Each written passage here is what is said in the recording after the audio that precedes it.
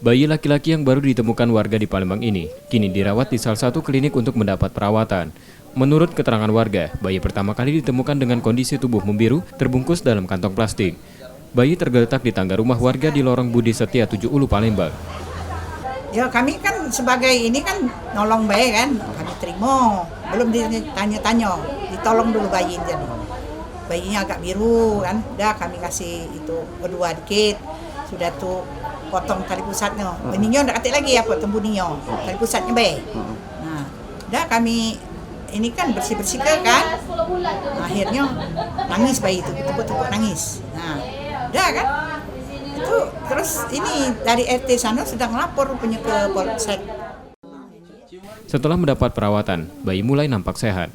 Masih belum diketahui siapa orang tua bayi laki-laki ini. Warga sudah melaporkan penemuan bayi tersebut ke polisi dan saat ini bayi masih dirawat di klinik tersebut. Yudi Kiswanto, Kompas TV, Palembang. Bapak namanya, Pak? Bukan.